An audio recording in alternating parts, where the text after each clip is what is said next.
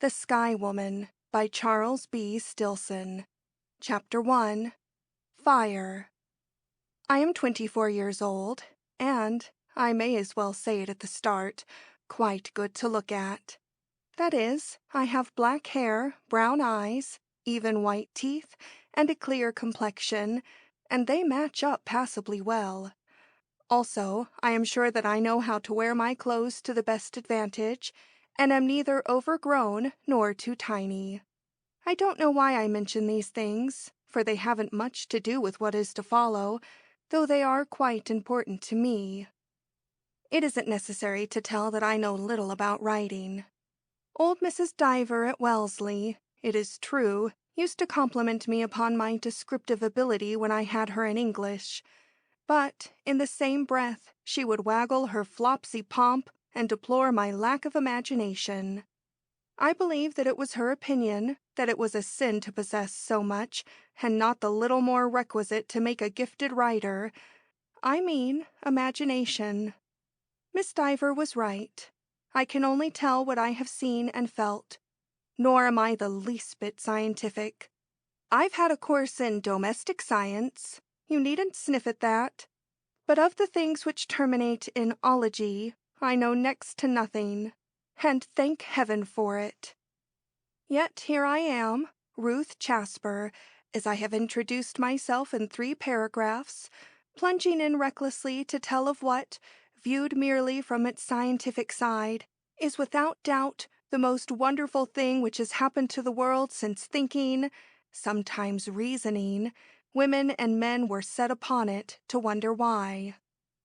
Yee-mah, Yee-mah, Alla ferma somma. The words will ring in my ears forever until I die. What do they mean? Who uttered them? What was she, and whence, and why? Will science in 5,000 years more of groping and striving be able to answer? What cosmic secret might the interpretation of that wild, sweet cry lay bare? Or was it but a dying woman's wail of despair? Yee-mah, Yee-mah, Alla ferma somma. No, it could not have been despair. The creature was too utterly splendid and daring to give in way to it. She would not have yielded to despair, even when she realized that she had failed, and death was before her. It was not despair. It was an undelivered message, a broken link between 2 worlds. So much I allow to my lame imagination. Now I will describe what has happened, though I cannot explain it. Ricky Moyer is my distant cousin, 4th or 5th. Ricky's father, D.B. Moyer, as a coal baron, turned a fearful lot of carbon into currency in the Pennsylvania Alleghenies, and then died and left Ricky alone to spend it. Coal grubbing never appealed to Ricky. He finished a course at Amherst, sold out the mines, and traveled. He seemed to have a consuming desire to know the world he was living in, and I guess that he has a speaking acquaintance with most of it. He should have, for he started out when he was 21 years old and spent 10 years globe galloping. Quite suddenly he came home again, 2 years ago, built him a bungalow in the forest on Black Bear Mountain, above the old Moyer homestead in Center County, and settled down. With him, and this is where I come in, he brought Count Giuseppe Natali of Florence. They had met somewhere in Borneo. Both were cosmopolites, both fearless. They had been through dangers together in the Dyak country, and had formed a friendship which stuck. I met the Count for the first time last summer at Palm Beach. Not to go into tiresome details, we soon became engaged. Count Natali is a thoroughly delightful fellow, a gentleman to his slender fingertips, and no fortune hunter, else he would not have picked me, for I have none to mention, unless Aunt Caroline, but that has nothing to do with it. In January of this year, Count Natali sailed to Italy to look after business connected with his ancestral estate. I understand that it is immense, and boasts, among other attractions, an ancient feudal castle, which makes one think of that creepy old romance, The Mysteries of Udolpho. On his return in early April, Ricky kidnapped him away from me in New York and took him off to the Pennsylvania wilds. Soon afterward came an invitation to me to come out for a fortnight, bringing my chum, Carrie Andrews, and Aunt Caroline for chaperone. Carrie was one of my class at college. We were both staying with Aunt Caroline at Bayonne. All three of us thought that it would be a fine little outing, a sort of rest before the strenuosities of the summer season, so I at once wired Ricky that he was on. Naturally, I wasn't sorrowful at the prospect of seeing Count Natali again so soon. I had felt that I had rather of a bone to pick with Ricky for sequestering my intended as he had. Ricky's haunt on Black Bear is no end of a quiet roost, and yet there are plenty of possibilities to while away a couple of weeks, if one cares for them. There is excellent trout fishing in Forge Run, if one doesn't mind wading in hip boots and meeting an occasional rattlesnake. And there are a number of pleasant motor trips one can take, if one doesn't mind the rough roads and the hills. I don't mind these things. I was born in Pennsylvania. So was Aunt Caroline, who isn't a bit fussy about such matters. As for Carrie, she is one of those big, slow-moving, non-excitable blonde creatures whom nothing ever seems to disturb, and who would encounter an earthquake or a boa constrictor with the same casual interest as she would bestow upon a new dance. Very like Ricky himself, Carrie is. In the late afternoon of April 17th, we were deposited from the up train of the Beech Creek Division of New York Central at Viaduct, and saw the wooded spine of Old Black Bear looming above us across the valley to the left of the tracks. Viaduct is a signal tower, a tank, a row of laborers' shanty shacks, and 10 houses. Personally, I don't believe there are 10, but I am a Pennsylvanian, and I give Viaduct the benefit of a doubt. Count Natali met us with Ricky's roadster, but Ricky was not with him.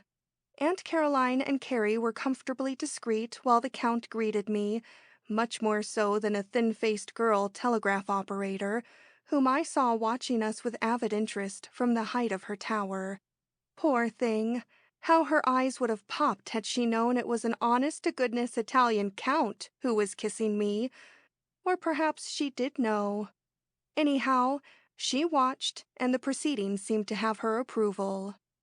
My first reflection was that Count Natali both looked and felt much better without his mustache. The coating of a tan which the spring sun was overlaying on his olive cheeks gave to his thin features the aspect of an Indian chieftain or a Baedean sheik. "Ahem," said Aunt Caroline after she and Carrie had swept the skyline of Black Bear for what she deemed a proper interval. "Ahem, and where is Richard?" "Your nephew asked me to make his amends, Madame Allison," replied Count Natali. "He unavoidably denied the pleasure of meeting you this evening. We have had a trifle of excitement." "Fire?" remarked Aunt Caroline, wrinkling her nose and sniffing. "I hope it destroyed nothing valuable." "Not the bungalow," I cried dismayedly. I too had noticed an acrid, wood-smoky odor about the Count's clothing. "No," he answered our two queries. "Only a few trees. I believe that it is now entirely under control. The railroad authority sent a force of workmen up the mountain to help us. I believe that is their custom, to protect their property." "I suppose a spark from one of their engines started it, as usual," commented Aunt Caroline. "Not so. Nothing so prosaic." Count Natali shook his handsome head. "It was a very unusual fire. In fact, quite an extraordinary occurrence." He turned to lead the way to the car. This began to smack of a mystery. I could see that the Count was covertly excited, and I began to feel the thrill of an adventure. Aunt Caroline stared hard at his back, but as he volunteered nothing further, she did not question. Aunt Caroline doesn't encourage mysteries. "I think that I should like to see a forest fire," said Carrie reflectively, as though weighing the question.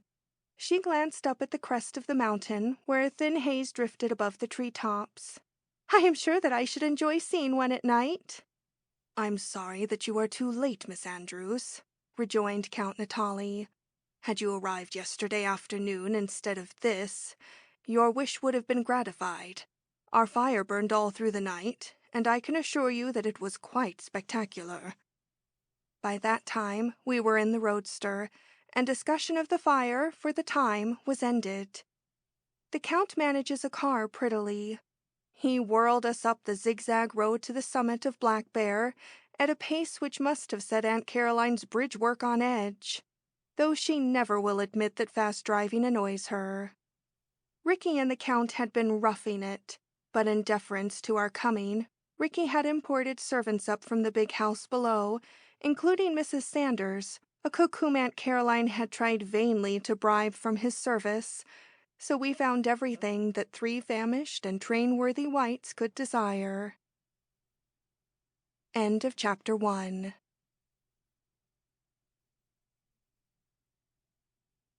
Chapter 2. The Mystery Stone. No Ricky was waiting for us at the bungalow. He did not come in until we were taking our places at table.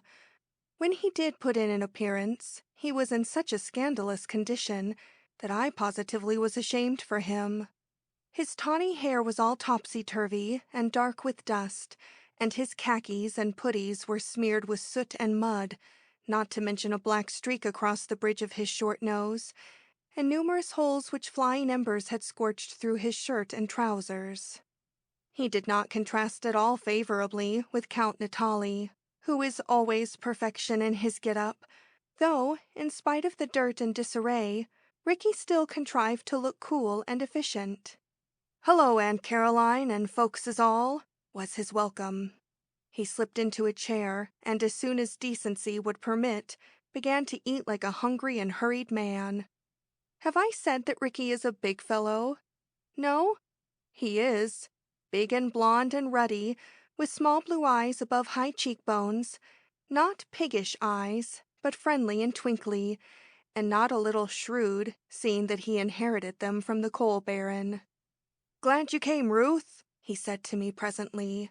"Joe," so he has always referred to Count Giuseppe, "has been pining. I had to send for you or the blue devils would have got him, sure. He's been as desolate as a bushman who's lost his fetish." Naturally, I had nothing to say to this. Aunt Caroline charged to the rescue. She had been studying Ricky sharply. "Please don't talk nonsense, Richard," she cut in. "Tell us about the fire. You look as though you had been rolled in it." "Oh, yes, the fire," responded Ricky, who had been talking off the top of his mind and thinking hard about something else deeper down. He glanced at Count Natali, and I think that the Count shook his head. "Well?" from Aunt Caroline. "Well," echoed Ricky, "we had one, Auntie. It was some fire, too, I'll inform the universe, while it lasted. And now it's out." A prodigious bite of Mrs. Sanders' homemade biscuit interrupted communication. I could hear Aunt Caroline's toe tapping a nervous tattoo on the floor. Count Natali bridged the gap with questions about our trip, but Aunt Caroline, like an elephant, refused to take the bridge. "What started it?" she pursued, wading in. "That's what 2 men have been laboring all day to discover, Auntie," said Ricky tantalizingly. Just then I think that he became aware of Aunt Caroline's foot, for he muttered a hasty word to his biscuit, and at the same time hitched in his chair. "We thought it was a falling star," he went on, freeing his utterance. "We've been grubbing an amateur coal mine in the mountain on the strength of finding it and seeing what it's made of." "I'm sure that it's nothing to be so secretive about," declared Aunt Caroline. "And did you find the star at the bottom of your mine?" asked Carrie. "Yes," Ricky answered. "Only it isn't a star." He turned his voice on Count Natali. "That section boss is interested, Joe," he said. "He has sent for an armful of dynamite. He wants to blast it." "You surely will not allow that?" Anxiety, if not consternation, was in the Count's tones. "Not all in a chunk, anyway." Aunt Caroline set down her teacup with firmness. "Richard, will you have the goodness to inform us just what it is that you have found in the hole, which you will or will not blast, and why?" she demanded categorically. "A meteorite, Auntie," replied Ricky, reduced to terms. "At least, by all the rules of the game, it should be a meteorite. It's a large one.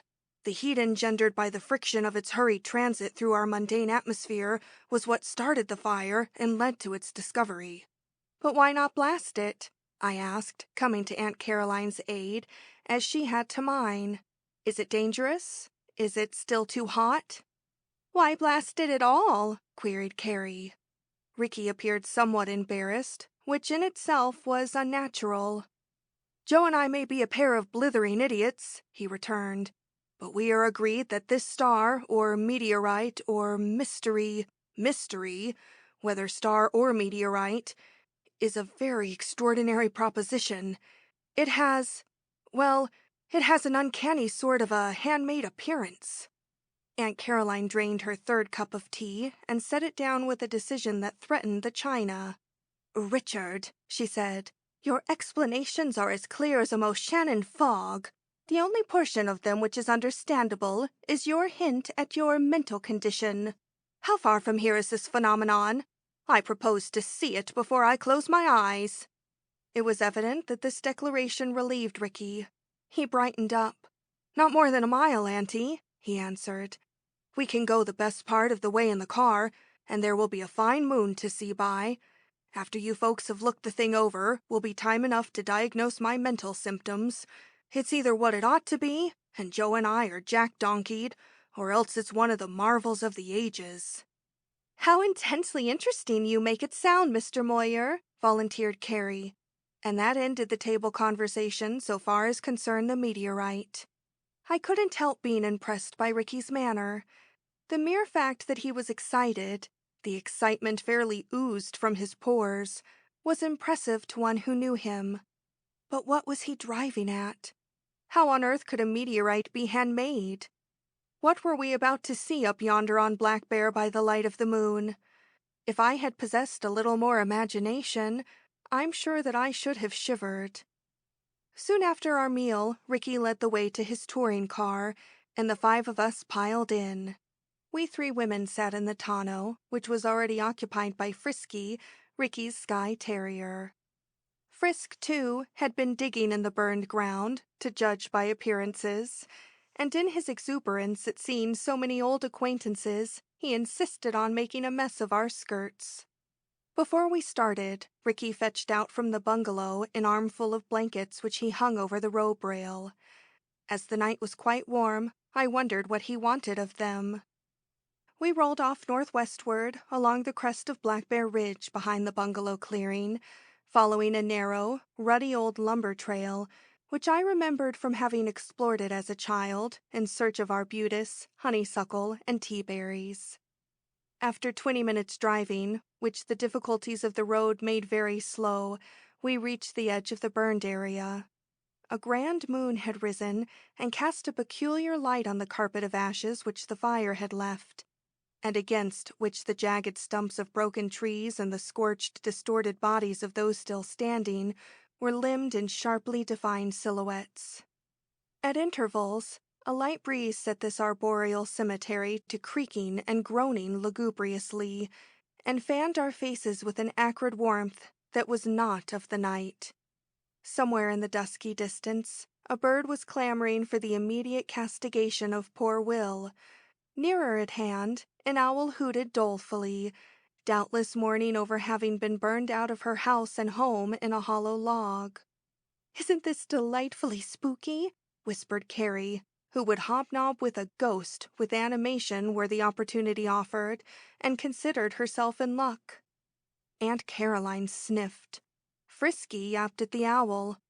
I kept still and stared. I may be deficient in imagination, but I really did shiver a little. The picture was compelling. Ricky halted the car. "We'd better walk the rest of the way," he announced. "I'm afraid the ground is still too warm for the good of my tires. You won't mind it on your feet if you keep stepping.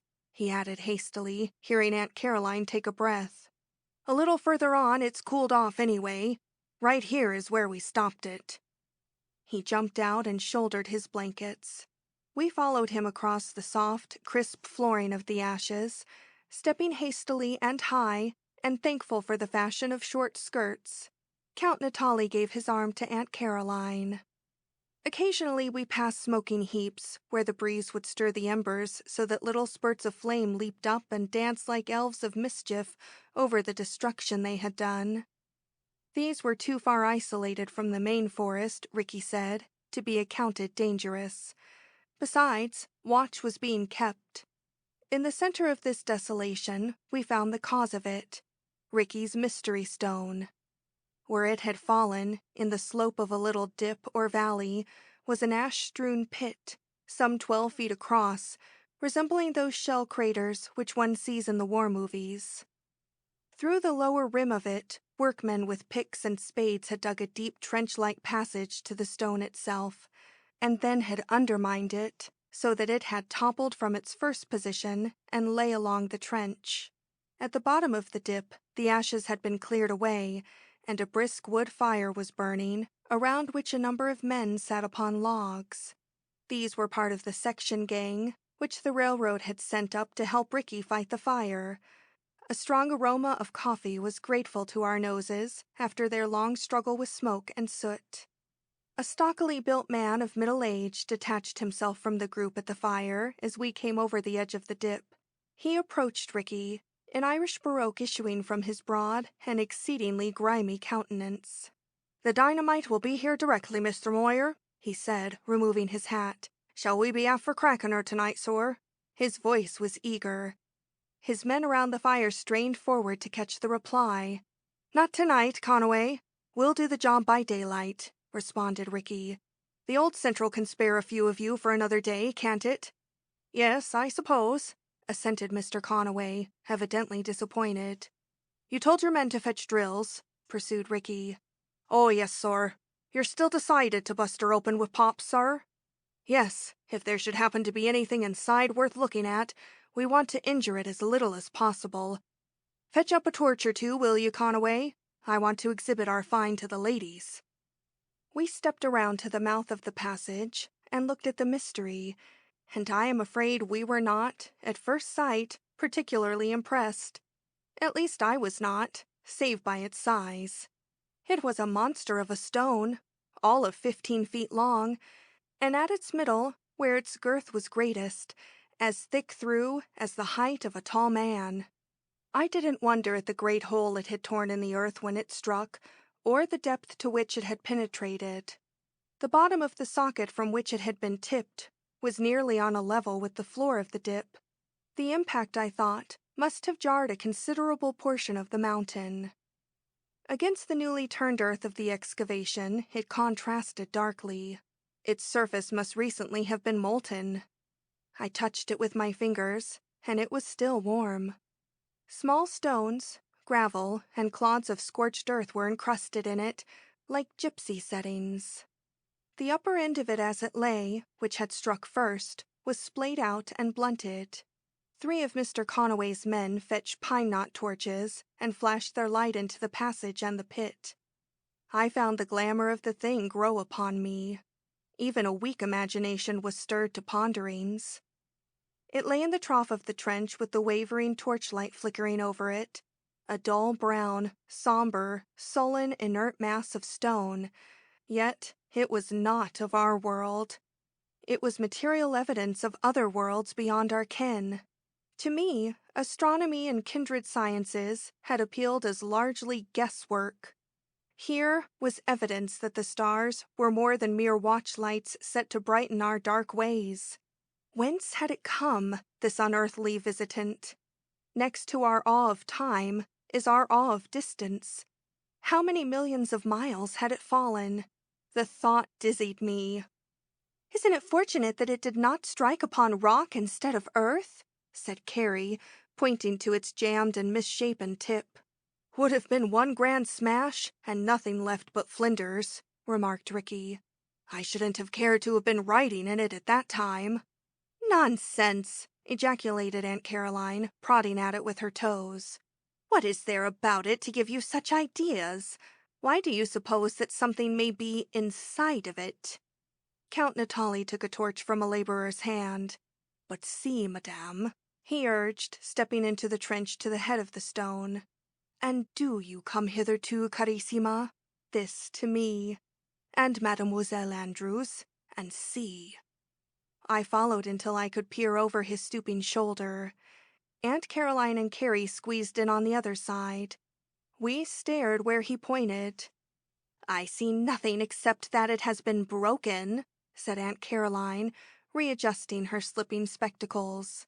"Yes, madame. A fragment has been chipped away by a hammer blow.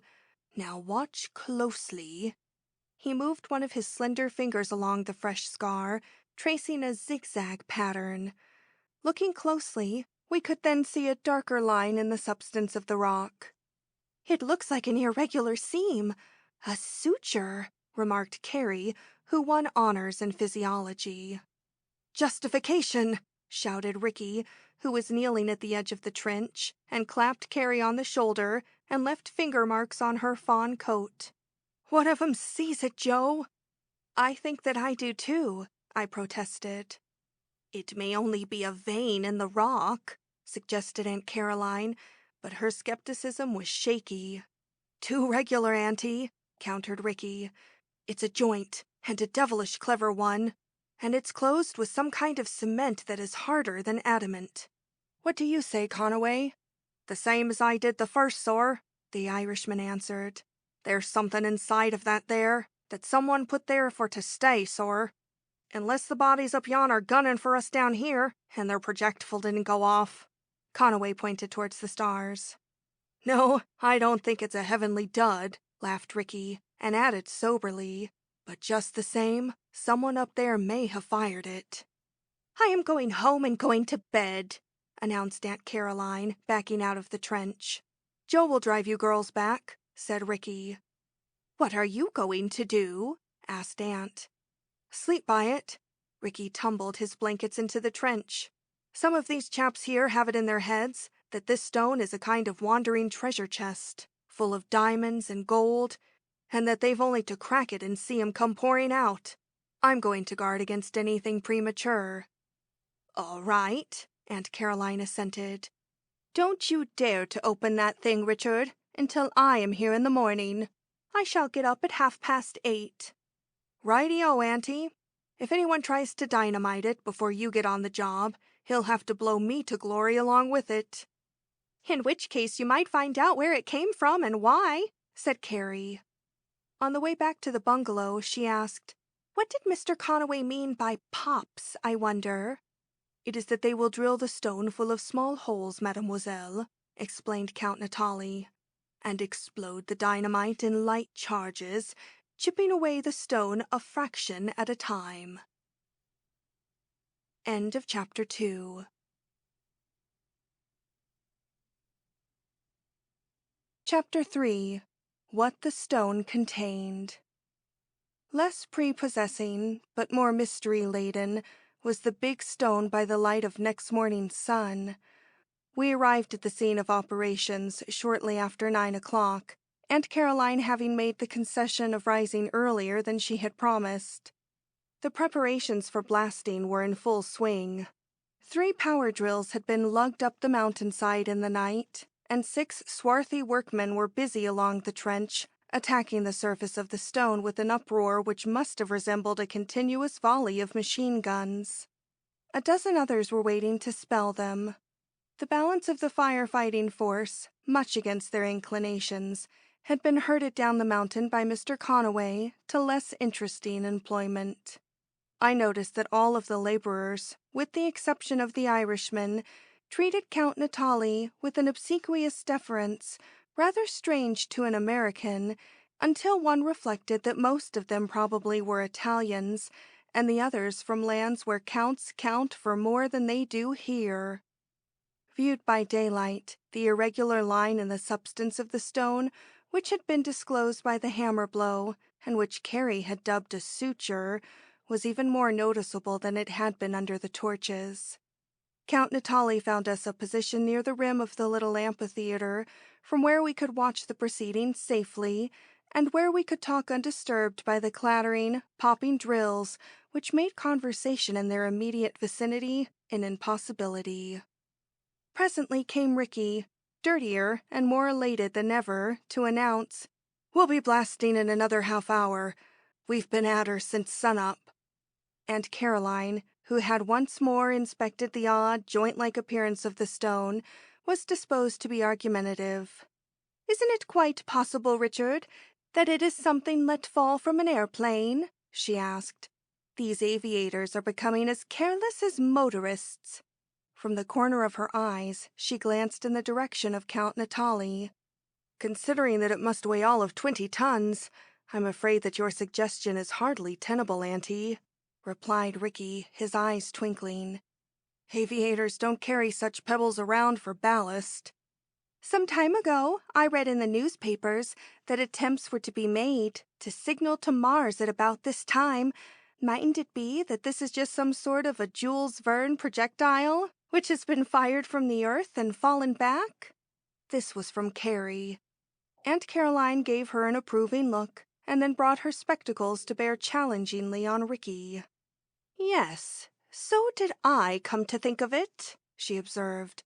"Professor something or other declared that Mars and the Earth were going to come nearer together than they had been in a long time."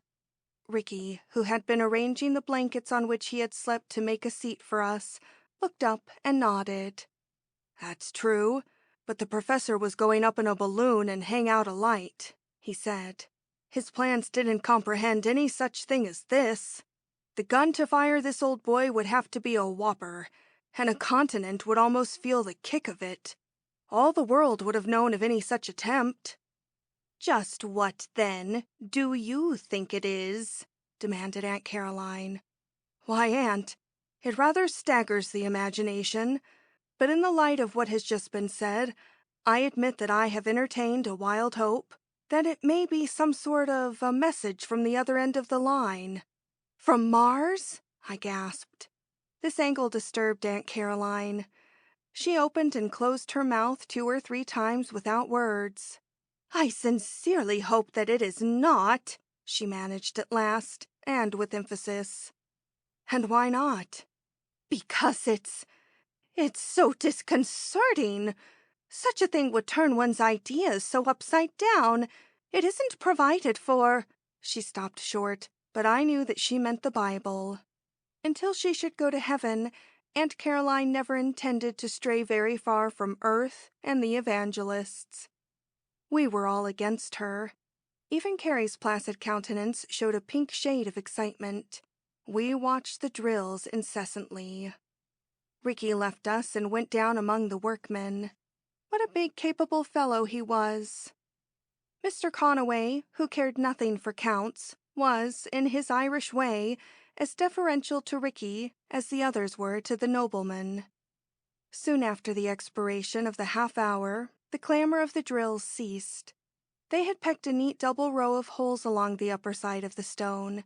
One by one the holes were charged with dynamite, and the explosive set off from a hand battery.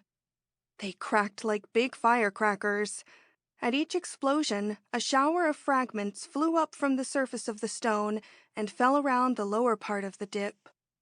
When the first row of holes had been blown out, Count Natali went down to inspect the work. From where we sat, we could see that the stone was beginning to present a gnawed and ill-used appearance. "Nothing at all," was the Count's report as he came back, flicking the dust from his dark trousers. "The stone is very unyielding. They will use heavier charges now." "But they will find nothing," said Aunt Caroline with conviction. "If Richard had his father's business acumen, he would have preserved the meteorite intact and sold it to some college. I believe they purchased them." An explosion of greater violence than any of the others followed her remark. On the echo of the crash sounded a hissing, like that of escaping steam. The laborers below ran toward the trench, shouting. "A vacuum," muttered Count Natali. He excused himself and hastened down the slope again. I saw his dark head and Ricky's fair one almost in collision over what seemed to be a fissure in the stone. The hissing noise had ceased. Ricky thrust an arm recklessly into the opening.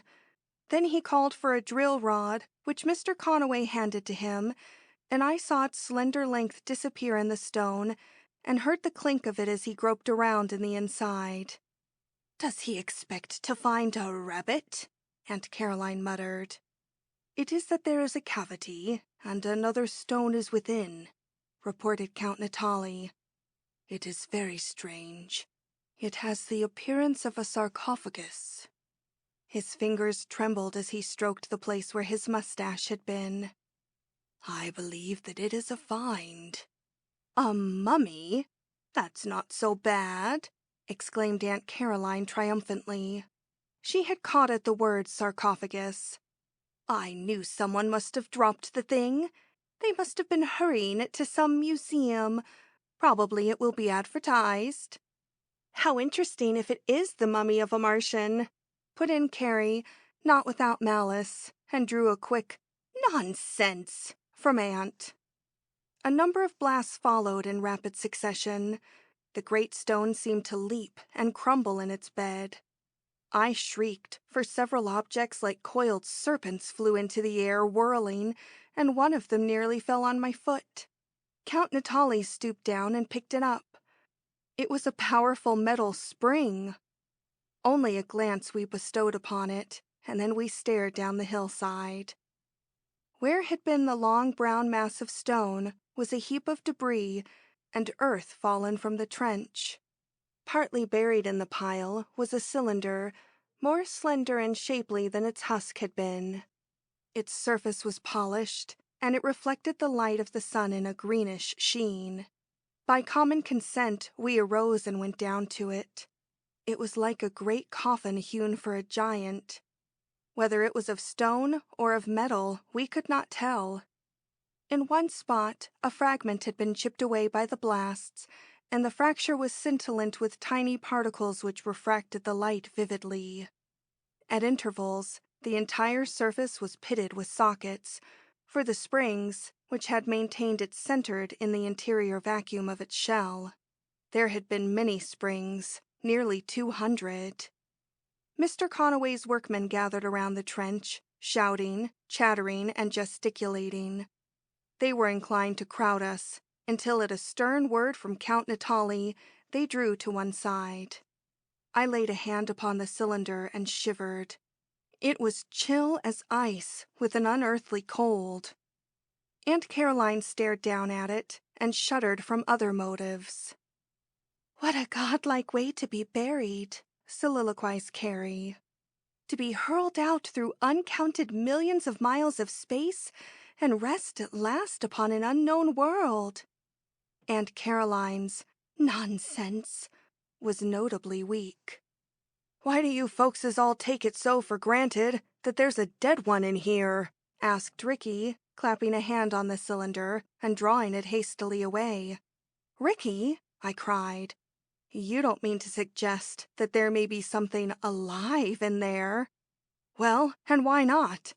The chaps who were clever enough to shoot it across should know some way to preserve life for the few months necessary for the transit. I shall not be surprised to find the traveler in good condition and famously ready for his breakfast." Months. Yes, Ricky was right about that. I hadn't reflected that it might take nearly a year for an object to fall from Mars to the Earth, if this thing was from Mars. "When is the opening scheduled to be?" Carrie inquired. "I am anxious to meet the gentleman, and he can't be very comfortable in that box." "I should think that he, or it, if anything living was sealed in there, would be frozen," I said, thinking of the intense cold I had felt. Count Natali in turn stooped and laid a hand on the sarcophagus. "But that was the purpose of the vacuum space, carissima mia," he explained, oblivious of the stares which this endearment drew from his countrymen. "To provide an intervening coldness, so that what was within might not be destroyed by the heat which fused the surface of the stone.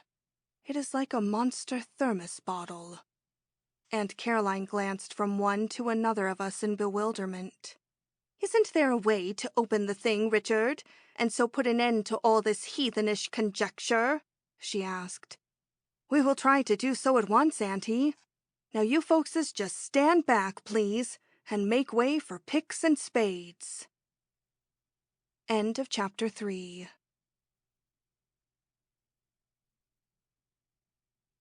Chapter 4. The Crystal Casket. Our dark-skinned laborers were waiting with unconcealed impatience to attack the job. Not for them were fanciful speculations as to where the strange object might have come from. To them, it was a treasure trove, in which they possibly might share. At an order from Mr. Conaway, they swarmed into the trench, and loose earth and stones began to fly. Ricky seized an extra spade, and his 2 great bronzed arms did double the work of the best of them. Count Natali fetched the blankets down the slope and fixed another seat for us. Before the trench was more than partially cleared, we could see that a clearly marked line of junction extended lengthwise around the sarcophagus. Cover had been joined to body with great exactness, and only the thinnest of red lines indicated the presence of a cement. At intervals along the sides of the sarcophagus, some manner of sockets, larger than those in which the spring had been fitted, had been sunk on the juncture line, and these too were filled with the reddish substance. Ricky dug at one of them with the nail file and his penknife. "Hello, this stuff isn't so hard," he said. "Fetch some chisels, somebody, and we'll clear these places out." Buried in the cement in each socket was a bent metal bar, or L-shaped handle, similar to those upon kitchen water taps. Some of them were turned upward and others down, but all were at right angles to the cement-filled line. As the sarcophagus lay somewhat askew in the trench, crowbars were applied until it rested squarely upon its bottom. Then Ricky tightened a wrench upon one of the sunken handles and held it while Mr. Conaway struck it a smart tap with a hammer. It turned slowly at first, and then more easily, until it stopped on a line with the cemented joint of the sarcophagus. One after another, all the handles were turned. Still the joint was firm. Under Ricky's direction, an octet of workers set the blades of chisels and the points of their crowbars at intervals along the line, and as many more men with hammers or pieces of stone struck upon them simultaneously. A shout went up as the stubborn lid was seen to be yielding and rising. At just the right instant, Ricky thrust a crowbar into the widening interstice and pried with all his broad-shouldered might. Lubricated by the soft cement, the huge lid moved almost without noise, balanced, swayed, toppled, and subsided with a thunk on the earth of the trench. We 3 sprang up and rubbed elbows with the crowding men. But this, as was remarked by Mr. Conaway, was a particularly well-packed parcel. Nothing of its contents was to be seen, save a mass of grayish, woolly-appearing stuff, so tightly wadded and compressed that it retained the imprint of the inside of the lid as though it had been molding clay. Only Mr. Conaway's bellows of restraint prevented the laborers from stampeding and making short work of this, to such pitch had risen their eagerness to lay bare the treasure. "This is your package, boss," he said to Ricky. Ricky nodded, stuck his hands into the stuff, and pulled out no great amount. "Gee, it's rammed in tight enough," he grunted and attacked it again. Curiosity moved Count Natali to take a wisp of the wadding, step back a few paces, and touch a lighted match to it. It refused to burn, or so much as scorch. "Huh, the beggar's no asbestos," commented Ricky, who had watched the operation. "Let your gang tackle this stuff, Conaway, if they're so blamed anxious." "Aye, sir." But they had understood and did not wait for the Irishman's order. A score of muscular brown hands, reaching from both sides of the sarcophagus, seized the asbestos packing and tore it out. Among them was one pair of slender woman's hands, wrinkled and tremulous. Aunt Caroline, her habitual dignity for the moment in abeyance, was laboring to vindicate her theory, and took her pound of asbestos with the rest of them. The stuff came out in wads and layers. There seemed to be no end of it. Dust flew from it and choked us. Count Natali pressed my arm and smiled down at me. "How excited we all are. Is it not so, carissima?" he said. His soft clasp hardened to a grip of iron, and I gasped with the pain of it. "Por Dio," he whispered, and again, "Por Dio." Then for many seconds all our group was silent, and a quarter of a mile down the slope of Black Bear I heard plainly the plash and tinkle of Forge Run flinging itself endlessly over a 10-foot fall. For a great layer of the asbestos had come away in the workers' hands and disclosed the contents of the sarcophagus. As a newly fallen icicle might lie embedded in a bank of rain-soiled snow, a crystal casket lay glittering against the bed of dull gray asbestos which surrounded it, and within the casket's gleaming panels lay neither mummy nor man, but a woman with sun-gold hair. Many authors have written that we of womankind are prone to see our sisters through cat's eyes and to judge them with prejudice and jealousy. That may be true, I won't argue it. But I, another woman, shall think always of the being who lay in that scintillant crystal casket as the most beautiful thing that ever came to earth. So poignant was the beauty of her that mere memory of it hurts. No language which has yet been written can make one see the perfections of her, perfections of every line and contour of face and figure, and I'm not going to make myself ridiculous by attempting to put the burden upon my English. But she was a blonde of a blondness which made poor Carrie's type look dingy and scrubby by contrast. She lay easily upon a long cushion affair of soft white material, which had been crinkled and padded around her until it fitted her as the satin of a jewel case fits the brooch of pearls for which it was made. It was difficult to believe that such a radiant thing could die, though I suppose that all of us who were staring into that crystal casket had no other thought than that she must be dead. The casket itself and all its trappings suggested death, but its inmate, by her easy posture, the bloom of her cheeks, and the carmine of her lips, suggested slumber only. Her costume is hardly worth mentioning. It was, well, what a fastidious woman might have chosen for a nap, and scant. Her hair flowed loose. She wore no jewels of any kind, not so much as a single finger ring. But had she come to us bedizened with gems and arrayed like Balkis, she could never have impressed us as she did, lying there in simple white, in the white purity of her glittering crystal casket. We stared, and were as still as she. Oddly enough, it was Mr. Conaway who first broke our startled silence. "Remarkably well preserved, isn't she, sir?" he said to Ricky, and removed his hat. Count Natali's grip of my arm, the flesh bore blue finger marks for days, relaxed, and with something very like an oath, he caught up one of the blankets and threw it across the sarcophagus, hiding the casket from profaning eyes. "Thank you, Joe," acknowledged Ricky, shaking himself as though coming out of a dream. He had not heard Mr. Conaway's first banality. The Irishman committed a second.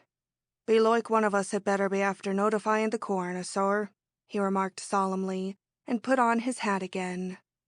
"I will attend to it, Conaway," answered Ricky. "Depend upon it. Now, if I may impose upon you a bit more, I'll have your gang here give us a lift with that casket, and we'll take it over to the bungalow. We can sling it in the blankets over a couple of poles." All of this while, not a word from Aunt Caroline or Carrie. I stole a peep at them. Aunt was weeping softly into her handkerchief. Carrie was lost in thought. Mr. Conaway's laborers made a difficulty about complying with Ricky's request. When it turned out that there was no treasure in the sarcophagus, they, after their first surprise, experienced a rapid loss of interest, replaced by a superstitious fear of its contents. They refused to touch the crystal case until Count Natali, exerting an influence superior to Mr. Conaway's threats, virtually compelled them to do it. The Count drove us slowly back to the bungalow. Behind us, Ricky followed, directing 10 of the laborers who, walking 2 and 2, carried the casket in a blanket sling. "Poor thing, poor thing," said Aunt Caroline, recovering speech. "I shall see her face to the day of my death. Don't talk to me about her, please. I'm very much upset, really." We ate a subdued dinner while the casket, swathed in blankets, lay upon the floor in Ricky's hunting room, which looks north. Out of deference to Aunt Caroline's state of mind, we forbore reference to it during the meal. Various as I suppose our views concerning it were, it exercised a fascination upon us all, and we were soon gathered around it again. "I hope you will have her decently buried as soon as possible, Richard," said Aunt, as, after another long look at the unworldly beauty of the occupant of the crystal case, she turned away, shaking her head sadly. "Buried?" he echoed. "Not until I am sure that she is really dead." Aunt's jaw fell. "Richard!" she ejaculated. You're not going to—" "I'm going to take the means necessary to be certain," he replied firmly. He knelt down and began to inspect the casket. Count Natali made a pretense of assisting him, a pretense, I say, for it was patent that he could not keep his eyes from the woman. Aunt Caroline seated herself on a divan and gazed fixedly out the window, her toes keeping up a ceaseless tattoo on the floor. Moved by I do not know what impulse, Carrie went to Ricky's baby grand in the corner and began to strum mournfully in a slow minor key. I continued to stand by the head of the casket. "Airtight and perhaps soundproof," said Ricky at the end of 10 minutes. "Here's some kind of a lever, which seems to connect through to a sort of tank arrangement inside. And there's apparently another lever inside here, near her shoulder. Shall I chance it, Joe?" He laid a hand on the outer lever. The Count nodded abstractedly, though I am sure that he had not sensed the question. Ricky pressed the lever.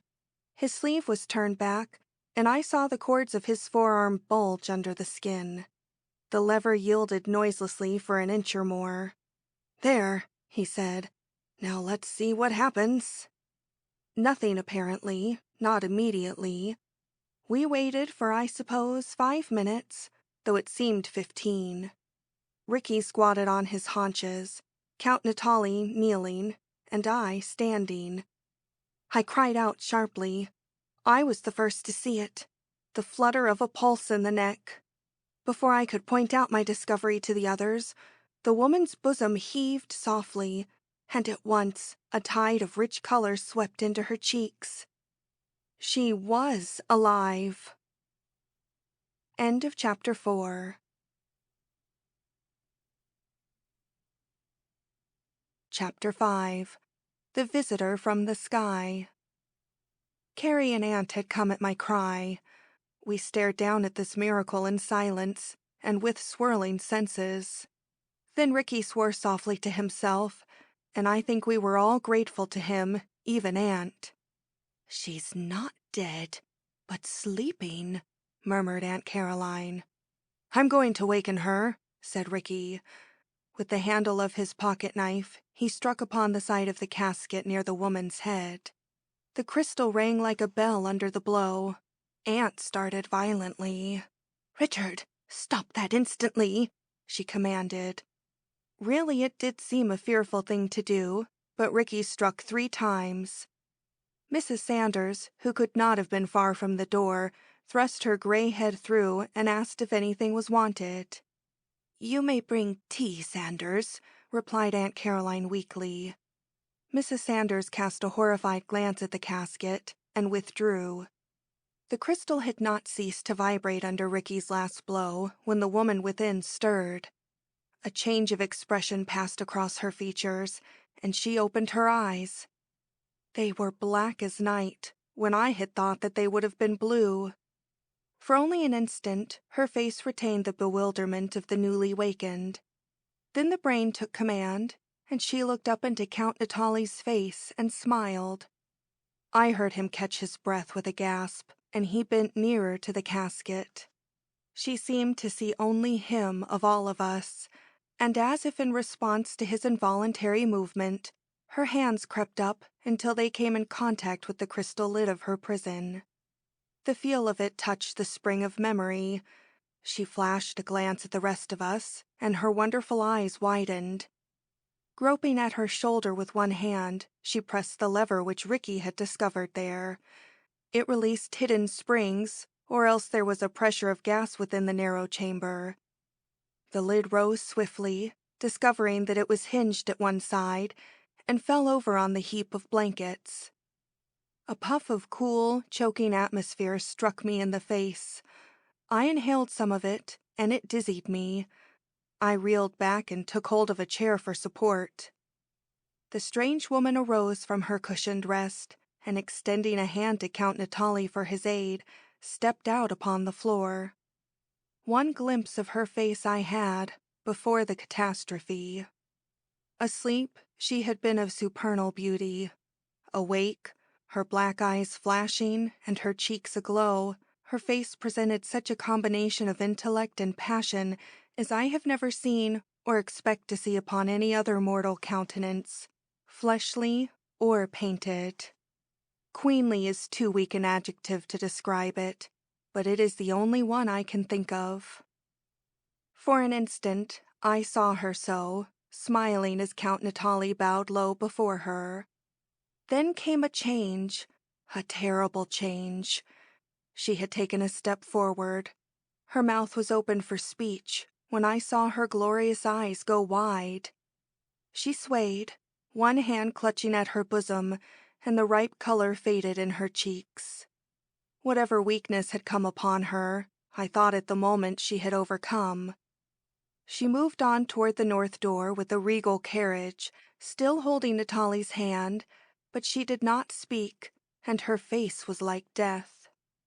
At the doorway she paused and looked down at the sunlighted slopes of Black Bear and up at the cloudless sky.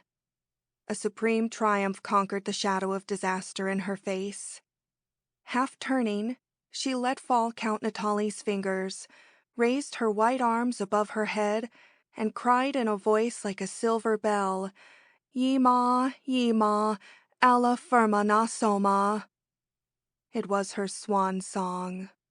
Before the echoes of the marvelous voice had ceased to thrill us, she had collapsed, choking into the Italian's arms. We ran toward them and helped him to carry her to the divan, but all we could do was useless. In 3 minutes, she was dead. When that fact was sure, we stood and stared stupidly. Natali hung over her, his face like that of a carven statue, the statue of a Red Indian or a Bayadan sheik.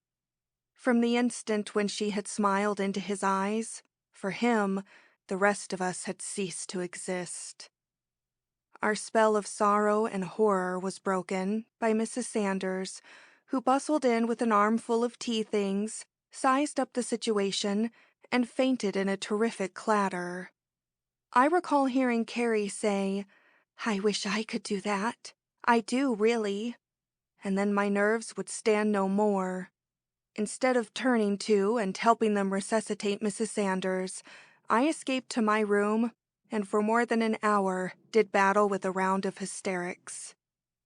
When I was once more presentable, I found that Aunt Caroline had retired with a headache. I suspect that it was another name for what had ailed me, and Carrie had gone out for a walk in the woods. Ricky and Count Natali were in the hunting room, my cousin sitting dejectedly upon the divan, and the Count standing at the north doorway and looking down the mountainside. The crystal casket had again received its burden, and the blankets were over it. "Well, I suppose there is only one thing to be done, Joe," I heard Ricky say as I came down the stairs, "and that is to do as the Irishman said, and call in the coroner. Then we will bury her." "No, I beg of you to let me dispose of those arrangements," interposed the Count earnestly, without turning from his stand. "I know that you will not gainsay me, my friend. I will go down at once to the station. I have messages to dispatch." He stepped out without seeing me. and a couple of minutes later, we heard him leaving in one of Ricky's cars. Ricky caught sight of me and jumped up. I suppose that I must have looked woebegone, for he shook his head over me and then managed to grin. "I say, Ruth, old girl, let's you and I go out and walk it off," he proposed. At the edge of the clearing, we met Carrie coming in. Her eyelids were swollen, and she gave us a decidedly moist smile. Ricky explained to me what he thought had happened. It was our air which had killed the strange visitor. The atmosphere of Earth must be of a different quality from that at Mars. "But I don't see how we could have helped it," he said. "She attempted a splendid thing, and failed.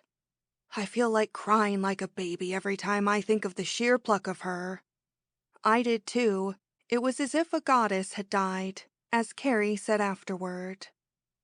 I saw the Sky Woman only once more. It was in the night, that same night. I could sleep only in nervous cat naps, and when I did, I dreamed such fantasies that it was a relief to wake from them.